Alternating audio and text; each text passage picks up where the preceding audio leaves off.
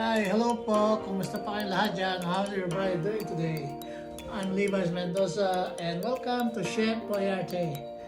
Today, I'm gonna show you guys how to cook or paano magluto ng pampano na totcho. Gamitin natin siya ng pampano instead ng bangos para lalong masarap ang lasa at mas malinamnam. At ito ay napakasarap na recipe sa inyo. Lalong-lalo na yung mga taga-probinsya. Napakasikat ng recipe ito. Kaya tayo na, excited ito na gawin. At sundan nyo na ako sa kusina. Oops! Don't forget to subscribe and leave a comment below. Thank you and let's do this! So guys, bali, here's all the ingredients to cook totcho.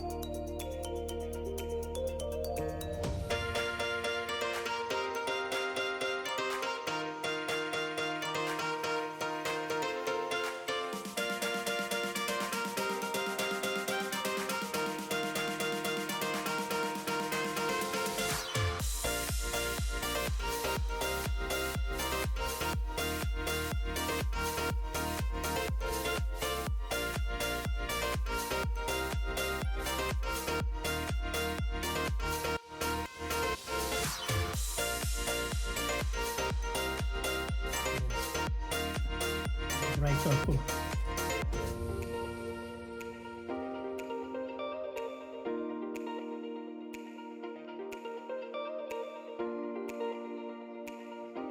Okay, umpisa na natin pagluluto.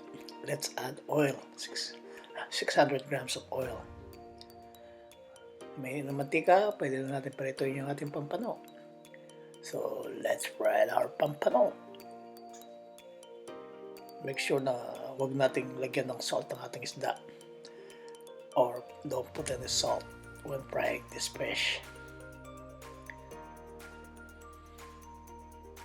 So, luto na yung isa. Let's cook the other one.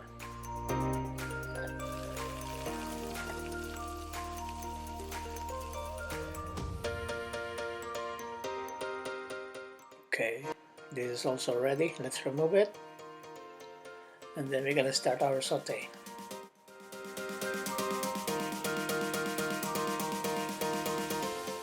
And right here, we're gonna start our saute. Or maggisa na tayo. Right here, I'm gonna add at least 7 spoons, or make it 8 if you want, spoon of cooking oil, tablespoon of cooking oil. Let's add garlic, saute the garlic, the white onion,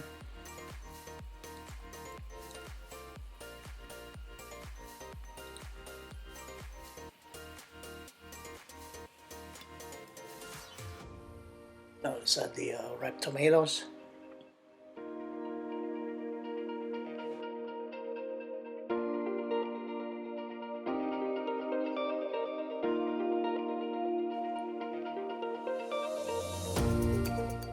Now we have to add our ginger.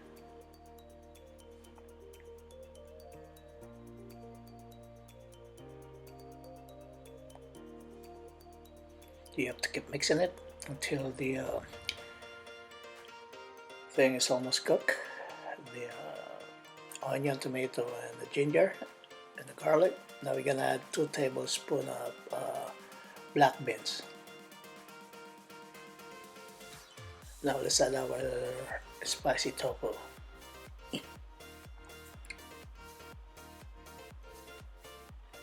Now let's add the fermented bean curd. Try to mash it up. This one is supposed to give extra flavor to our Totcho or Tausi.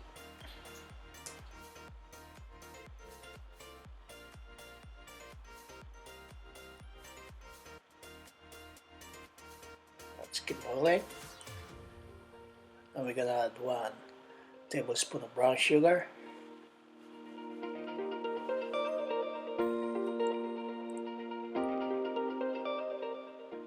Let's add 1 cup of water.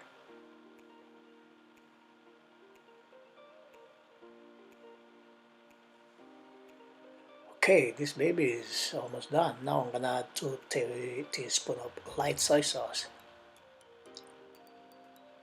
So now let's soak our pampano to absorb some of the liquid para pumakat yung lasa, ika nga, para mas masarap ang pagkatimpla ng ating isda.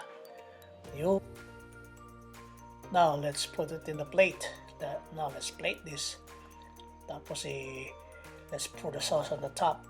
Yun, ang sarap nito. Siguradong taob ang kaldero. Hey guys, it's your yummy Totcho.